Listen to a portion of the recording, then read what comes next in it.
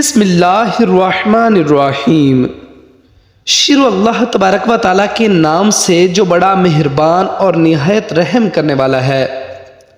دوستو کہتے ہیں کہ ملک الموت نے بارگاہ رب العزت میں عرض کی کہ اے مولا کریم، میں نے کروڑوں لوگوں کی جانیں قبض کی ہیں، مگر دو جانیں ایسی ہیں جنہیں قبض کرتے وقت مجھے بڑا ہی صدمہ اور افسوس ہوا۔ میں نے تیرے حکم کی تکمیل ضرور کی مگر نہایت ہی دکھ کے ساتھ، اور وہ دو ایک ماں اور ایک بیٹا تھا۔ دوستو واقعہ کچھ اس طرح ہے کہ ایک جہاز غرق ہو گیا تھا اور ایک عورت اپنے شیر خوار بچے کے ساتھ ایک تختے پر سہارا لینے میں کامیاب ہو گئی۔ تختہ دریا میں بہہ رہا تھا اور ماں اور بیٹا اس پر سوار تھے۔ اے مولا کریم، اچانک تیرا حکم ہوا اور میں نے ماں کی جان اس تختے پر نکال لی۔ میرے لیے پریشان کن بات یہ تھی کہ ماں مر چکی ہے، اب بچے کا کیا حشر ہوگا۔ بچہ ایک ٹوٹے ہوئے تختے پر سوار ہے اور تختہ ہر آنے والی لہروں سے ٹکرا رہا ہے، جو کسی وقت بھی کسی تیز لہر کی ضد میں آ کر الٹ سکتا ہے۔ بچے کے لیے نہ خوراک کا انتظام ہے، نہ کسی نگران کا بندوبست ہے۔ دریا کے کنارے دھوبی کپڑے دھو رہے تھے۔ اچانک کسی کی اس بچے پر نظر پڑی تو وہ تختے کو کھینچ کر لے آیا۔ وہ سب بڑے حیران ہوئے کہ ماں مر چکی ہے، بچہ بے یارو مددگار تختے پر زندہ سلامت موجود ہے۔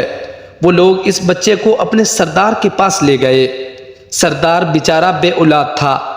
سردار خوبصورت بچہ دیکھ کر اس پر اس کا دل آ گیا اور سردار نے بچے کو اپنی نگرانی میں لے کر اسے بیٹا بنا لیا۔ یہ بچہ 8-9 سال کی عمر کا تھا کہ اپنے ساتھی بچوں کے ساتھ کھیل رہا تھا۔ اتنے میں بادشاہ وقت کی سواری کی آمد کا شور سن کر سب لوگ ادھر ادھر بھاگ گئے، مگر یہ بچہ سڑک پر اکیلا کھڑا رہا۔ بادشاہ کی سواری گزر گئی، اس کے پیچھے اس کا عملہ پیدل آ رہا تھا۔ ان میں سے ایک سپاہی کو راستے میں سے سرمے کی ایک پڑیا ملی۔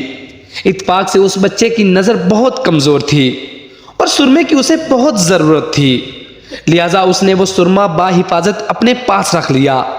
آنکھوں میں لگانے سے پہلے اسے خیال آیا کہ یہ سرما تکلیف نہ پہنچائے، لگانے سے پہلے کسی دوسرے شخص پر آزما لینا چاہیے۔ قریب ہی وہ بچہ کھڑا تھا، اس نے اس بچے پر آزمانا چاہا۔ بچے نے سرما اپنی آنکھوں میں لگا لیا، مگر جو ہی سرما اس نے لگایا، اسے زمین کی تہہ میں موجود چیزیں بھی نظر آنے لگی۔ اس نے دیکھا کہ زمین کے اندر بہت سے خزانے پوشیدہ ہیں۔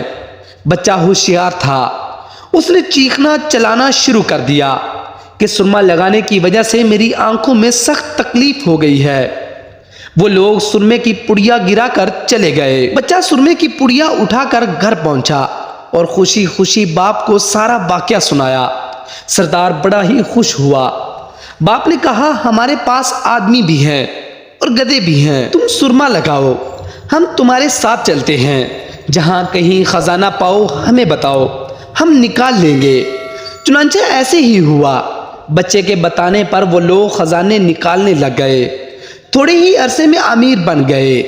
بچہ جوان ہوا تو اس نے اپنے پر نکالنے شروع کیے، ان کے پاس دولت کی فراوانی ہو گئی، زمین کے تمام خزانے اس کی نظروں میں تھے۔ اس نے آہستہ آہستہ بہت سے آدمی اپنے ساتھ ملا لیے۔ اس کے بعد تمام سرداروں کو ادھر ادھر کر دیا اور خود سردار بن گیا۔ آخر نوبت یہاں تک آ پہنچی کہ اس نے بادشاہ کے ساتھ بھی ٹکر لے لی اور اسے مغلوب کر کے خود بادشاہ بن گیا۔ اس بچے کا نام شاداد تھا اور یہ وہی بچہ تھا جس کی ماں تختے پر ہی مر گئی تھی اور یہ اکیلا دریا کی لہروں کے ساتھ بہہ رہا تھا۔ کہتے ہیں کہ جب یہ برسر اقتدار میں آیا تو اس نے حکم دیا کہ ایک ایسا کمال درجے کا شہر آباد کیا جائے جس کی ایک اینٹ سونے کی ہو اور دوسری چاندی کی ہو، اس میں ایک عالی شان باغ ہو جس میں دنیا کی ہر چیز میسر ہو۔ جب وہ شہر ہر لحاظ سے مکمل ہو گیا تو شداد نے ارادہ کیا کہ جا کر اس شہر کا نظارہ کیا جائے۔ چنانچہ وہ شہر کو دیکھنے نکلا۔ ابھی وہ دروازے تک ہی پہنچا تھا کہ ملک الموت کو حکم ہوا اور اس نے وہیں اس کی روح قبض کر لی۔ اسے اتنا موقع بھی نہ دیا کہ اپنے بے مثال باغ کو ایک نظر دیکھ سکتا۔ ملک الموت نے کہا کہ اے مولا کریم، اس شخص کی روح قبض کرتے وقت بھی مجھے نہایت ہی صدمہ پہنچا کہ وہ شخص ہر چیز کر کے اسے دیکھ بھی نہ سکا۔ اللہ تعالیٰ نے فرمایا یہ وہی بچہ ہے جس کی ماں تختے پر مر گئی تھی اور اس پر تجھے ترس آیا تھا۔ اس بچے نے بڑے ہو کر نافرمانی کی، خدا کے حکم سے بغاوت کی اور سرکشی اختیار کر لی، مگر ہم نے اسے خود ساختہ جنت میں قدم رکھنے کی مہلت بھی نہ دی اور اسے باہر ہی ہلاک کر دیا۔ اسی جنت کے بارے میں مشہور ہے کہ وہ دنیا میں موجود ہے مگر سب کی نظروں سے اوجھل ہے۔ امیر معاویہ رضی اللہ تعالی عنہ کے زمانے میں ایک صحابی رضی اللہ تعالی عنہ کا اونٹ گم ہو گیا، تو وہ اونٹ کی تلاش میں کہیں اس علاقے میں جا پہنچے تو اللہ تعالیٰ نے اسے وہ سب کچھ دکھلا دیا۔ وہ صحابی وہاں کی کوئی نشانی بھی ساتھ لایا تھا۔ اس صحابی نے یہ واقعہ امیر معاویہ رضی اللہ تعالی عنہ کے پاس بیان کیا۔ انہوں نے اس جگہ کو کافی تلاش کرایا مگر کسی کو بھی وہ جنت نہ ملی اور اسے اللہ تعالیٰ نے ہمیشہ ہمیشہ کے لیے پوشیدہ کر دیا۔ تو دوستو یہ تھی آج کی ہماری ویڈیو۔ تو میں امید کرتا ہوں کہ آپ کو ہماری یہ ویڈیو پسند آئی ہوگی۔ تو دوستو ملتے ہیں ایک نئے ٹاپک کے ساتھ، تب تک کے لیے دعاؤں میں یاد رکھیے گا۔ اللہ حافظ۔